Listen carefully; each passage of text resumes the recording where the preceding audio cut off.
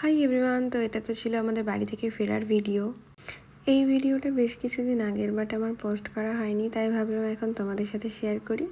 দেখতে দেখতে কি করে যে 7টা দিন বেরিয়ে গেল বুঝতেই পারলাম না, জানো তো। এবার ভেবেই রেখেছি যখনই বাড়ি যাব না কেন একটু বেশি দিনের ছুটি নিয়ে যাব, না হলে গিয়ে না থেকে একদমই পোষায় না, আর মনটা খুব খারাপ করে। আমাদের ট্রেনটা যেহেতু দুপুরবেলা ছিল, ওই জন্য সকাল সকালই বাড়ি থেকে বেরোতে হয়েছিল। আর আমার না হাওড়া স্টেশনে আসা এটা সেকেন্ড টাইম।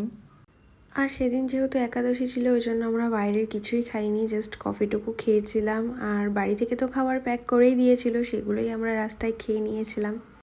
আর যেহেতু আমাদের মিডনাইট ট্রেন আছে, ওই জন্য ট্রেনে আমি একটু ঘুমিয়েও নিয়েছিলাম যাতে কোনো প্রবলেম না হয়, এই আর কি। তো তারপর তো আমরা ভুবনেশ্বর স্টেশনে নেমে যাই এবং সেখান থেকে রাত 12টায় আমাদের ট্রেন ছিল, বাট ট্রেনটা লেট থাকার কারণে 2টোর দিকে ট্রেনটা ঠিক ঢোকাই।